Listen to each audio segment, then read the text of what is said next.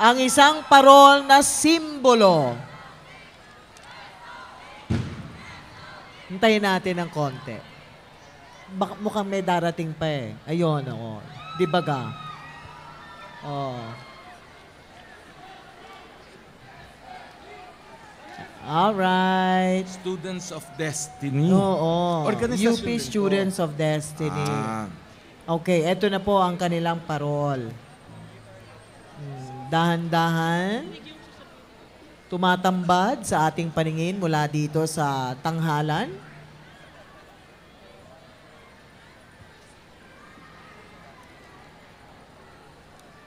Alright, liwanag sa kabila ng gulo, sakuna at pighati. Handog ng UP Students of Destiny. Ang isang parol na simbolo ng tala sa kapanganakan ni Jesus. Tala na siyang palagi ang paalala na may liwanag, may pag-ibig, may pag-asa.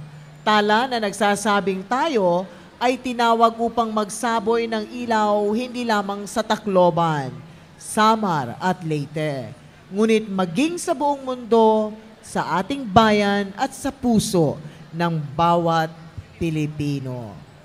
Oh, nakikita mo ba yung nakikita ko, June? Oo. May sinag ng tala. Correct. Sinagtala, ganon. Oh, di ba? Correct, galing, no? Ang galing naman. Amazing. Hindi pa, mukhang marami pa ito.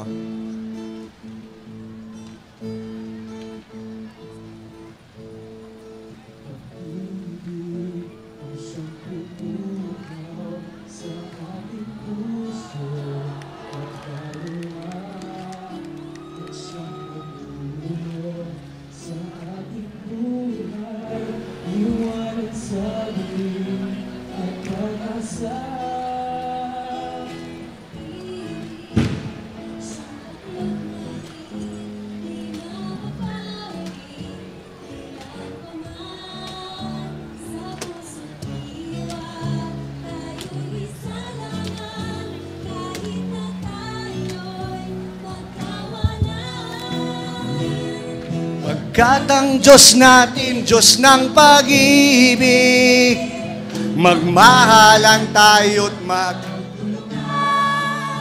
At kung tayo'y bigo, ay huwag limutin na may Diyos tayo nagmamahal. Pagkat ang Diyos natin, Diyos ng pag-ibig, magmahalan tayo't magtulungan. At kung tayo'y bigo, ay huwag limutin na may Diyos tayo nagmamahal. Why don't you give love on Christmas Day? Oh, even the man who was everything would be so happy if you would bring. Give love on Christmas Day. No greater gift is there than love. For the world is Give love on Christmas Day. The man who has everything would be so happy if you would bring. Give love on Christmas Day. No greater gift is there than love. Merry Christmas!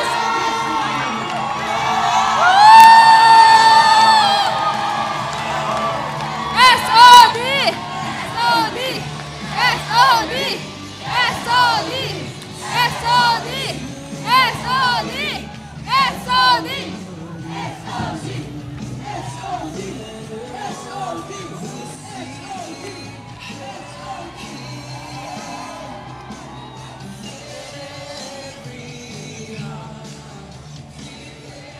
Thank you! Maraming salamat, Students of Destiny, SOD! SOD! Give love. Give love on Christmas Day. Share a hug daw. Share a hug. Meron isang placard, share a hug.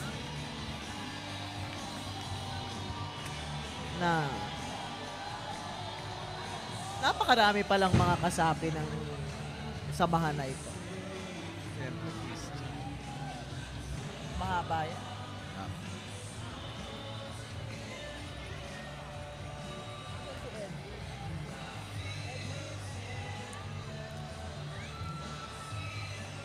Takip po.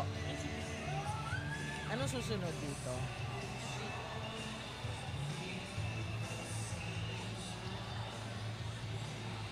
Akin na to, no?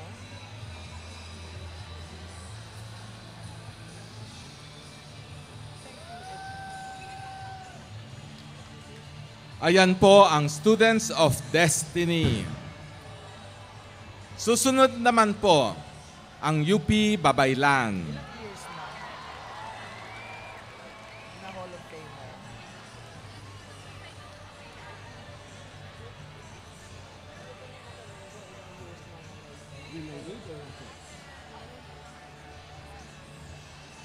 A silver lining from the UP Babaylan.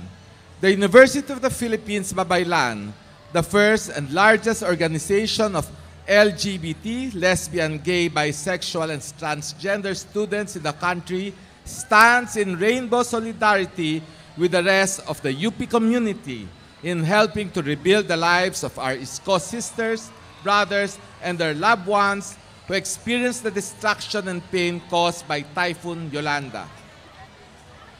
We dedicate this parade to them, the survivors who have found courage and strength inside to continue enduring in spite of these tough times.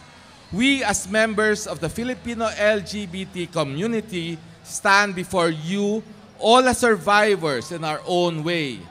Many of us routinely endure the bullying, discrimination, harassment, and violence done to us for being different from what society expects us to be. Some of us have been expelled from school, denied work, kicked out of our homes, portrayed as abnormal, sick, or immoral, and excluded from other opportunities because of who we are and who we love. Here in the University of the Philippines, in spite of being the most liberal and progressive academic institution in the country, we still do not have a solid anti-discrimination policy banning discrimination based on sexual orientation and gender identity and expression, which is already a standard for the world's other top university. But the future looks bright, and we refuse to give up. Last month, House Bill 3432, or the Anti-Discrimination Act of 2013, has been filed in Congress by allies who believe that no Filipino should be left behind. This bill, once passed into law, will prohibit discrimination on the basis of sex, gender, sexual orientation, and gender identity and expressions, among other protected categories. Here in UP Diliman, we are actively coordinating with the University Student Council to lobby for the inclusion of the LGBT protection clauses in our student code. We wear black now because we solemnly mourn for the tragedies that we have to face, for the homophobia, biphobia, and transphobia that we have had and continue to endure. This morning comes with a promise of hope, redemption, the silver that shines bright. As a famous line from a film says, if clouds are blocking the sun, there will always be a silver lining that reminds me to keep on trying. We commit to keep on trying, and it is our hope that with your strong support as our allies, families, and friends, we will one day see a Philippines where all citizens, LGBT or not, are able to live their lives with peace, dignity, and grace.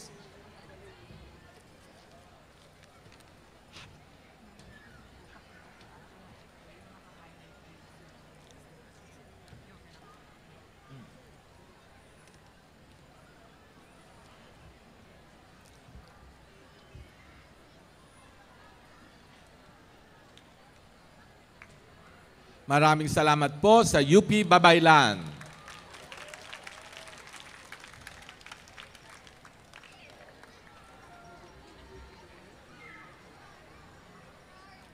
Thank you, UP Babaylan. At ngayon, mga kaibigan, papalapit na po tayo sa pag-aanunsyo ng kung sino ang nanalo sa Lantern Parade. Pero bago yan, hindi kumpleto, June. Kalaga, hindi kumpleto kung wala ito. Hindi kumpleto pag wala ito. Ang presentasyon, ang mga nagniningning din na parol na gawa ng UP College of Fine Arts.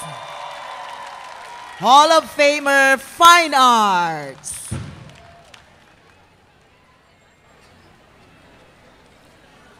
Sa pangunguna po yan ng Dean ng College of Fine Arts na si Professor Leonardo C. Rosete.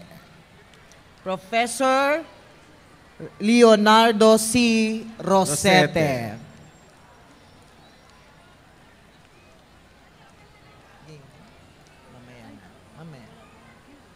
Mamaya.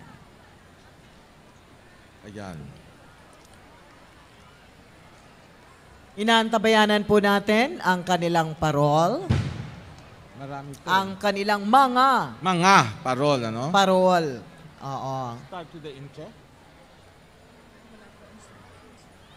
Okay. Start na natin kasi mahaba. Sige.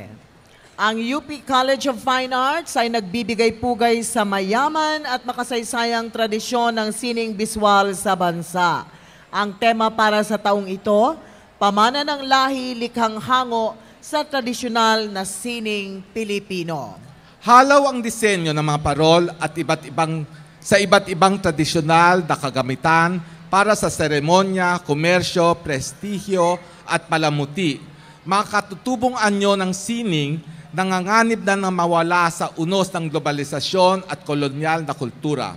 Kabilang rito ang likhang sining at alamat ng pambansang minorya, mga tradisyon na kumakatawan sa iba't ibang rehiyon at ritual na simbolo sa panggalang ng mga Pilipino sa ating mga patay. Ang mga parol na inyong masasaksihan, yung iba nasaksihan na kasi lumigid na nga doon, ano? Ay hango sa mga tradisyon na naging bahagi ng pang-araw-araw na pamumuhay ng mamamayan.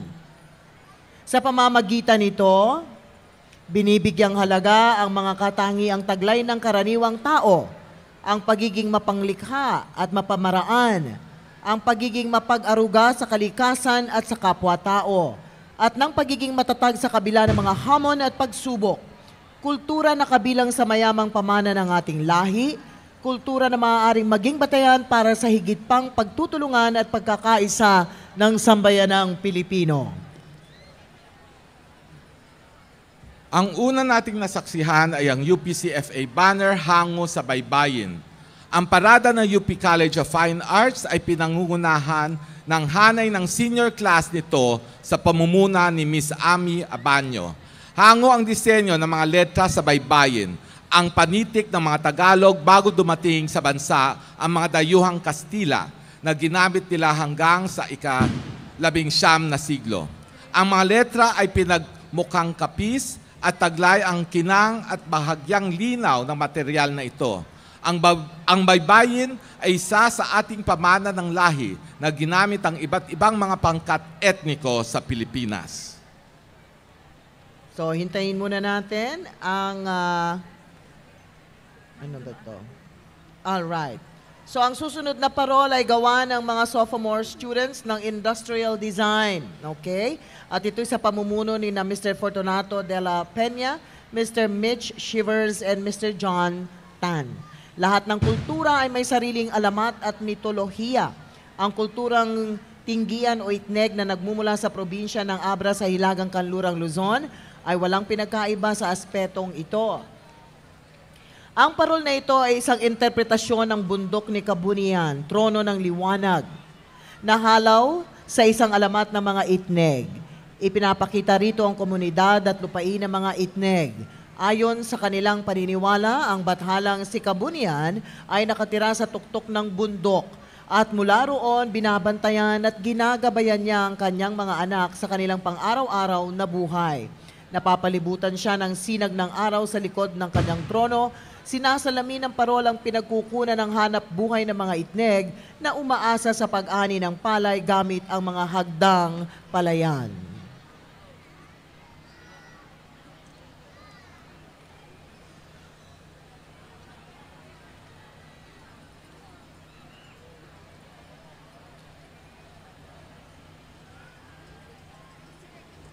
Music daw. Music daw po. Music.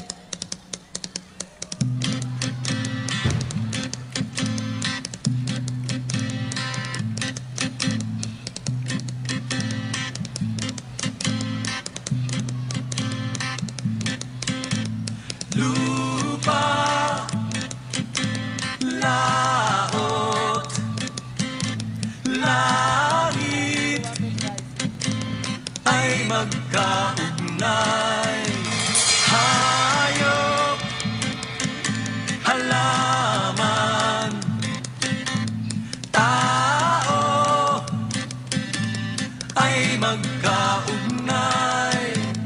Ang lahat ng bagay ay magkaugnay. Magkaugnay ang lahat. Ang lahat ng bagay ay magkaugnay. Magkaugnay ang lahat. Ang lahat ng bagay ay magkaugnay. Magkaugnay ang lahat. Ang lahat ng bagay ay magkaugnay. Magkaugnay ang lahat.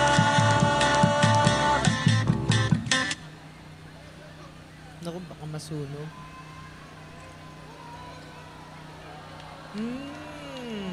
Wow! Salamat! Okay.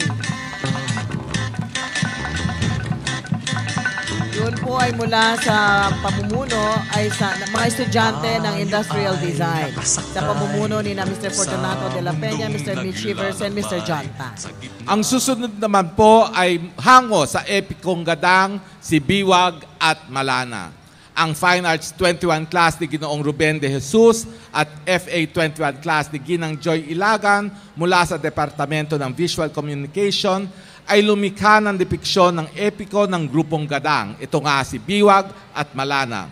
Ang epikong ito ay tungkol sa magpinsan na kalahating Diyos na kinupkop ng mga katutubong gadang.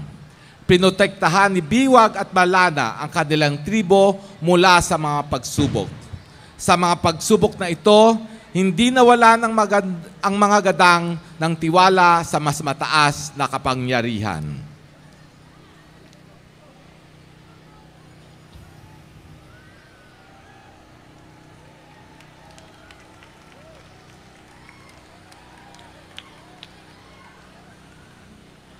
Hinihila ng isda. Ang ganda. Mukhang masarap yan iprito.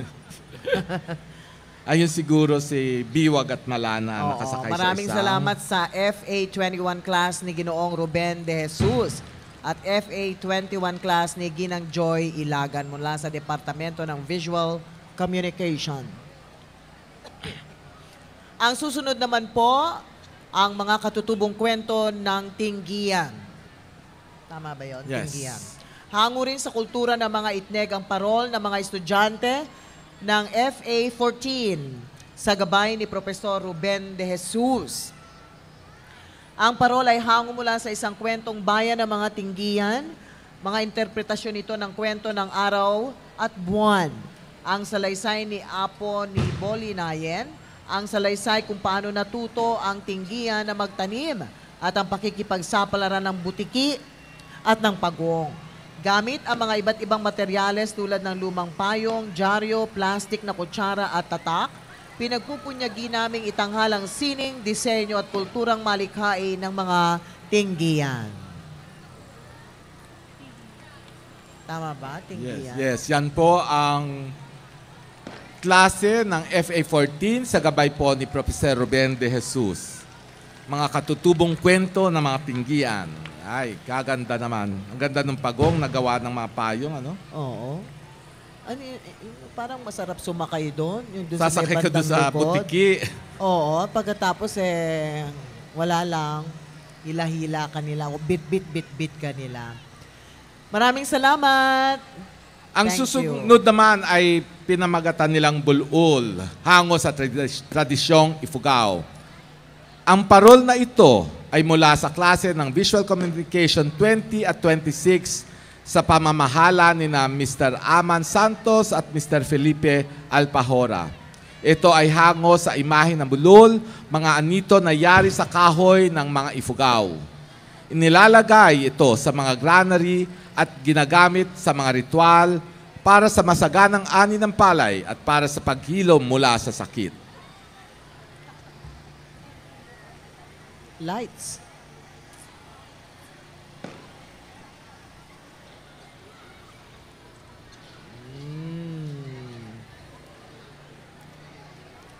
Bulol. Bulol. Yan. Yan. Ganda. Oh, ito talagang inikot-ikot para din makakita yung mga nandun sa harap natin. Thank you. Maraming salamat.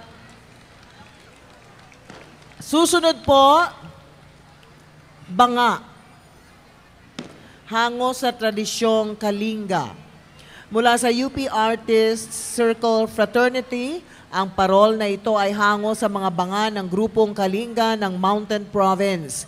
Ipinapakita rito ang paggamit ng banga sa sayaw, kung saan ang banga ay pinapatong sa ulo ng mananayaw at sa sayaw na ito na itatanghal ang tikas at lakas ng kababaihang Kalinga. Akala ko lalaki kasi tikas, no? Anyway. Yan. Thank you mula sa UP Artists Circle Fraternity. Ang susunod naman ay pag-aalay para sa kaginhawaan at kasaganaan hango sa lilok na kahoy ng mga tagbanwa. Ayan, sa Palawan nito no? Ang susunod na parol ay nilikha ng mga VC21 at VC25 na klase sa paggabay nila Professor Mitzi Marie Reyes at Ibinibini Ani Lumbao. Ito ay hango sa inukit at pinaitim na lilok ng mga tagbanwa sa isla ng Palawan. Ang mga tagbanwa ay mangingisda, magsasaka, mangangaso, matingkad sa kanilang pamumuhay ang paggalang sa kalikasan na siyang pinagkukunan ng pagkain. Bahagi ng kanilang tradisyonal na kultura ang paniniwala sa apat na Diyos. Kay Manghindusa na Diyos ng kalangitan, Polo na Diyos ng karagatan, Sedumunadox na Diyos ng kalupaan, at Tablakood na gabay ng mga kaluluwa. Ang iba't iba't uri ng lilok ay ang mamanok o manok, kiruman o pagong, kanaraga o katutubong igon, dugyang butiki at baboy ramo. Kadalasan ginagamit ang mga ito sa ritual ng pagdidiwata. Isinasama sa alay sa pagkain upang hilingin mula sa mga Diyos na ito ang masaganang ani at kalusugan ng pamayanan.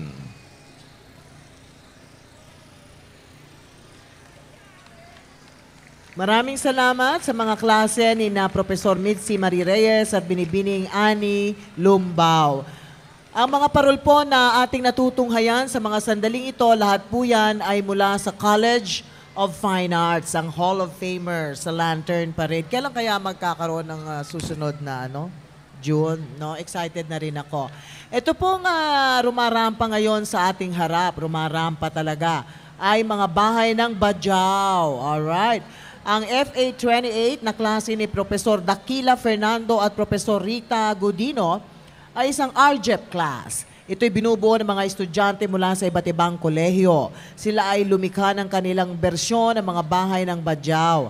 Para sa kanilang mga lantern na headdress, kumuha sila ng inspirasyon mula sa mga woven mat ng mga Bajau. Husay, no? Ganda. Galing? Ganda. Ang susunod naman po ay mula sa Maguindanao, no? Ang freshman class ng kursong Industrial Design ni Mr. Manolo Sikat ay magtatanghal ng tradisyonal na seremonya ng kasal sa dalawang bangka na kung tawagin ay kabilang. Okay, meron So tayong... ito yung isang ritual mula sa Maguindanao. Meron tayong kasalan ditong magaganap ngayon. So lahat ay mga ninong at ninang mula sa Maguindanao. Dalawang bangka, ha? Ayan na nga.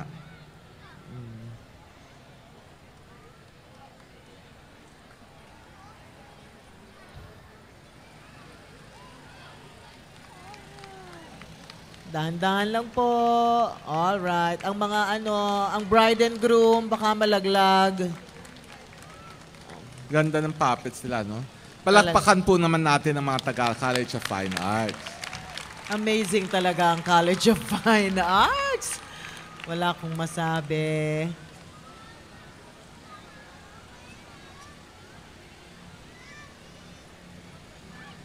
So, ritual. Oh, hindi pa nakaharap ang bride. Yung groom lang ang humarap sa bride. Siya ay ang bride.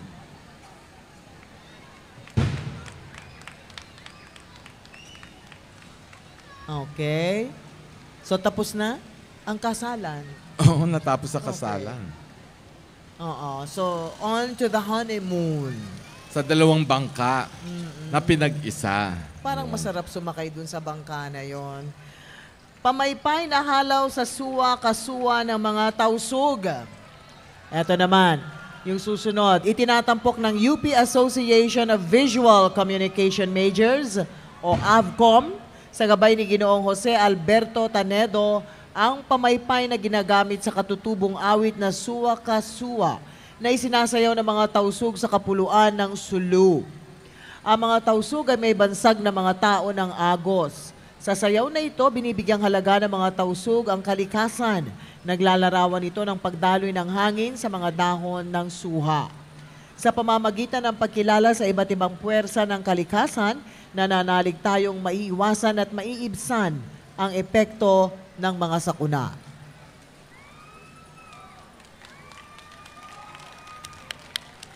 Pamaypay.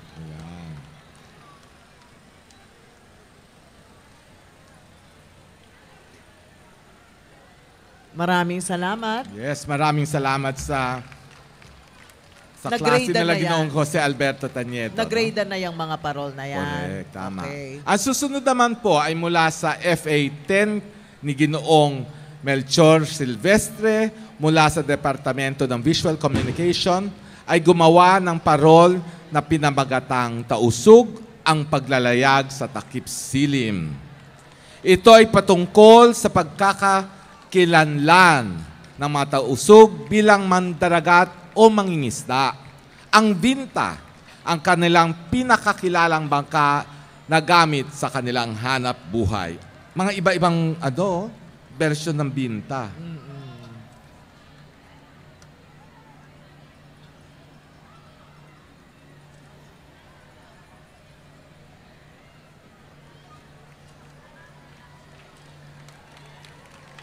Ang paglalayag sa takip silim.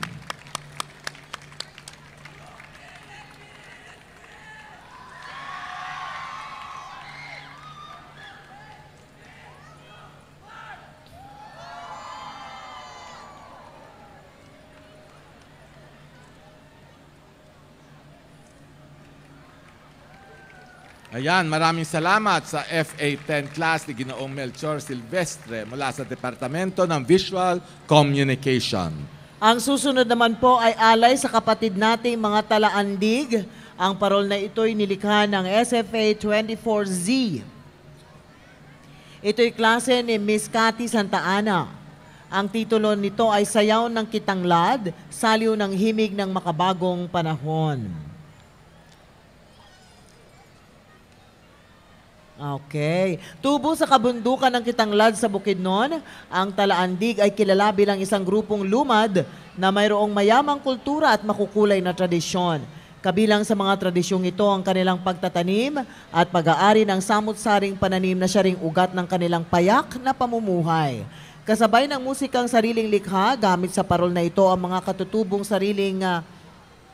katutubong instrumento tulad ng kutyapi. Ang kanilang tradisyonal na kasuotan ay puno ng mga disenyo at palamuti na tunay na kaakit-akit. O, tingnan nyo naman, talaga namang kaakit-akit. O. Sa gitna ng mabilis na pag-ikot ng mundong ating kinabibilangan, patuloy ang pakikipaglaban ng talaandig upang isulong at panatilihing buhay ang isang kulturang tumutukoy sa pagkakakilanlan ng isang grupo ng mga natatanging lumal. Yan. Parang gusto kong magsuot din ng ganyan. Oo. Ang ganda, meron pa talagang kudyapi, ano? Oo. Ano yung nakasulat doon sa basket? Talaandig. Oh. Oo.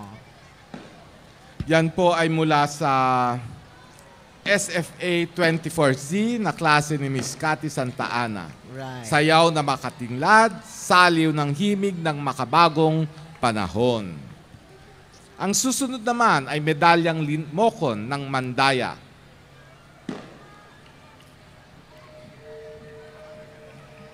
Ito ay mula sa second year students ng SFA 24Y ni Ginoong Hamel Obnamya. Ang parol na ito ay tinatawag na medalyang limokon ng mga Mandaya. Ito ay hango sa pinagsama-samang aspeto ng kulturang Mandaya at ang kanilang alamat.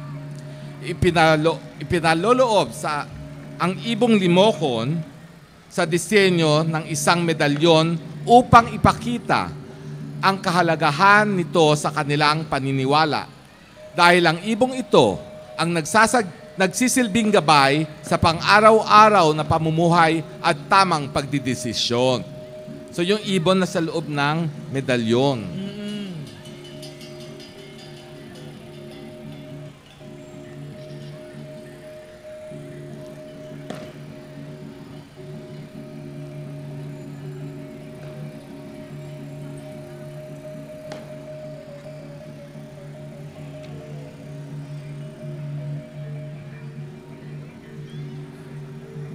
Thank you. Maraming salamat sa mga estudyante ng SFA 24Y ni Mr. Habel Obnamia, medalyang limokon ng mga Mandaya. Ang susunod po, paano ba itong Blan. Blan. Magahabi ng tabi. Yan. Ang parol na ito ay likha ng first year students ni na Professor Mitzi Marie Reyes at Ginoong Manolo Sikat ng Department of Visual Communication. Tinawag na Blaan, Magahabi ng Tabi. Ang parol ay halaw sa kultura ng Blaan na matatagpuan sa Timog, Mindanao. Wow naman, ang ganda naman. Naghahabi talaga, ano? Ang galing. Ang galing naman ni Lola. Palakpakan naman natin. Si Nanay. Teka muna, baka makalimutan ko. Ipinapakita rito ang isang babaeng naghahabi ng tabi, isang tradisyonal na kasuotan na may disenyong hango mula sa kanilang panaginip at sa kalikasan. Ipinapakita rito ang ilang matatandang mga habi na sumasagisag sa karunungan at pamamatnubay para sa susunod na henerasyon. Nakapatong sila sa isang entablado upang itanghal ang kahalagahan ng paghahabi ng tabi at ang katutubong disenyo nito. Gamit ang mga materyales tulad ng mga lumang dyaryo at tarpaulin, nais naming tularan ang pagmamahal at paggalang ng mga Blaan sa kalikasan at ng kanilang pagiging mapamaraan at malikhain. Nagahabi si Lola. Kanina Nanay ang tawag ko. Ba't naiba ngayon? Blaan.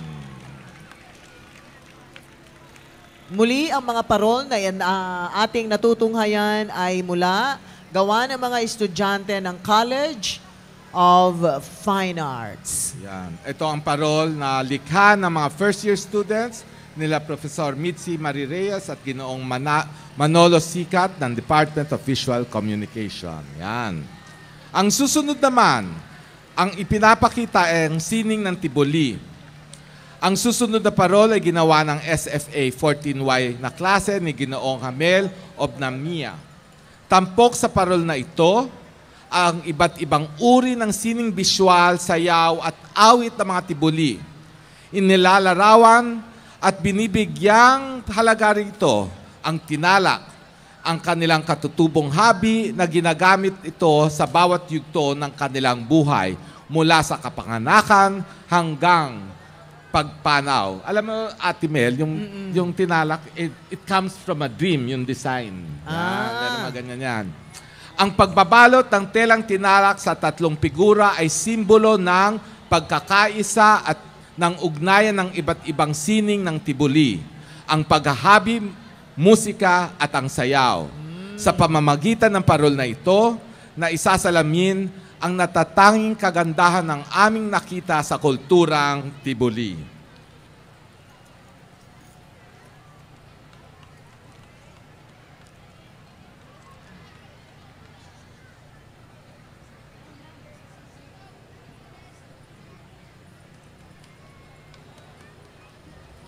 Ang ganda naman ng interpretasyon nila ng tibuli, ng tinalak, ano? Usually ang brown lang eh. Brown and beige.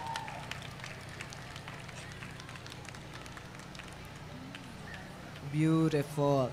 Okay, maraming salamat sa mga estudyante. Estudyante, Nina. Ni Ginoong Hamel of Namia. Oo, SFA 14Y class din. 14Y. Ang susunod na parol ay likha ng first-year students muli, no? But this time, mga estudyante po sila ni Binibinang Riza Romero ng Studio Arts Department. Hango sa mga kwento ng mga manobo, ang kabuteng parol na ito'y naglalarawan sa kahariang pinaninirahan ng kanilang mga Diyos. Nakasandig ang kabute sa haliging bakal. Mula sa tuktok nito, nagmamasid, nagbabantay ang mga Diyos at Diyosa ng mga manobo upang protektahan ang mundo at ang sangkatauhan. Gusto mong paghatian natin to? Mahaba. Mahaba. First two ako, last two na.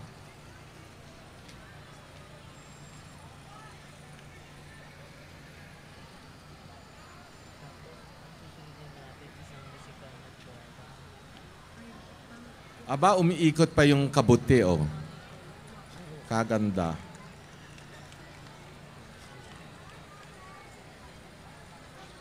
Yan po ang kabuting parol mula sa mga freshmen to, no? First year students, si Binibining Riza Romero ng Studio Arts Department.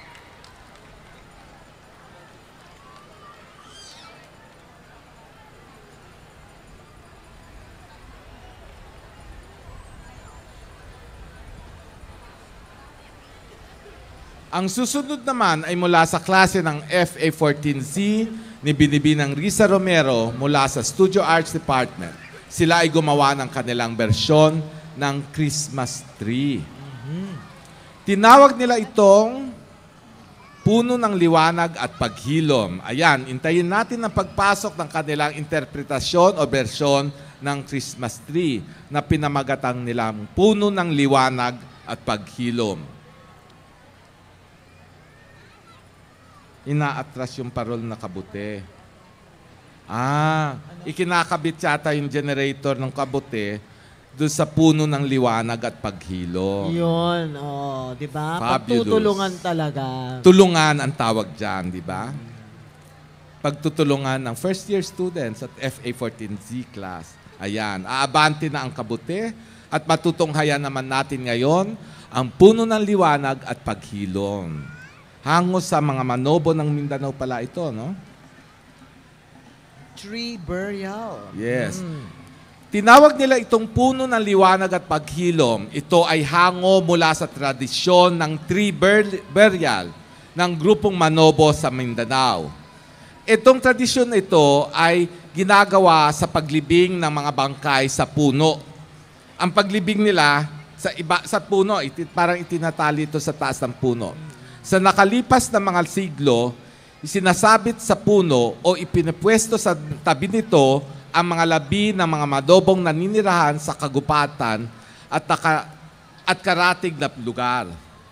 Pagkatapos ng libing, nililisan ng mga kabag-anak nito ang nasabing puok at tumitira sila sa ibang lugar.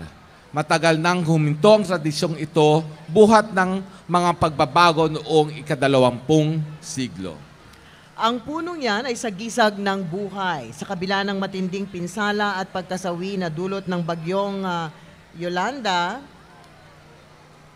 Nilalayo ng puno ng liwanag at paghilom na magbigay respeto sa mga nasawi, nawalan at nakaligtas. Ito ay isang puno ng paghilom dahil sa kabila ng mga trahedya at kalungkutan, nais nitong makapaghatid ng liwanag at pag-asa, lalo na sa panahon ngayon na nababalot sa kadiliman at desperasyon ng marami. Ito ay isang puno na magsisilbing alaala na kayang bumangon ng isang bayan na pinadapa ng mga sakuna at trahedya. Ayan, sinindihan na ang puno ng liwanag at paghilom. Puno nga talaga ng liwanag at paghilom. Yeah, iikot din. Bongga. Yun, no? Parang nakasabit yung mga... Oo. Ano ba? Alam mo yun? na. Ah, Yung ilinibing ang nakasabit. Gandang interpretasyon para sa Christmas, ano? Palakpakan po natin ang klase ng FA14Z ni Binibining Risa Romero mula sa Studio Arts Department. At sa pagkakataong ito, mga kaibigan, hayaan ninyong pasalamatan natin ang mga sumusunod na guro mula sa College of Fine Arts. Si Professor Benjamin Cabangis, Professor Leonilo Doloricon, Professor Ruben Fortunato de Jesus, Professor Roberto B. Fileo, Professor Maria Corazon Hila, Professor Mitzi Marie Reyes, Dean Leonardo Rosete. Yan. Professor Jose Melchor Silvestre, Professor Johnny Reynoso, Professor Mark San Valentin, Professor Niña Elisa B. Constantino, Professor Armando Santos III, Professor Jamel Joseph Obnamia, Professor Felipe Alpajora, Professor Jose Santos Ari Divilla, Professor Armand Bacaltos, Professor Fortunato de la Peña Jr., Professor Cesar Hernando, Professor Joy Ilagan, Professor Rico Lascano, Professor Maria Patricia Ledesma, Professor Jacqueline Ann Lozano, Professor Annie Denise Lumbao, Professor Michael Shivers, Professor Mary Catherine Santa Ana, Professor Jose Alberto Tañedo, Professor Conrado Virina, and Professor Lisa Ito Tapang. Congratulations po sa inyong lahat. Congratulations, College of Fine Arts. Palakpakan naman natin sila at lahat po ng mga lumahok sa gabing ito sa Lantern Parade. Ayan na.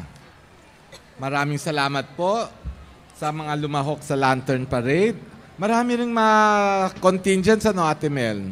Ay, napakarami naglalakihan. At saka natutuwa tayo dahil merong mga lumahok na ito ang first time na sila ay sumali sa Lantern Parade. At wala ka namang maitulak kabigin, ano,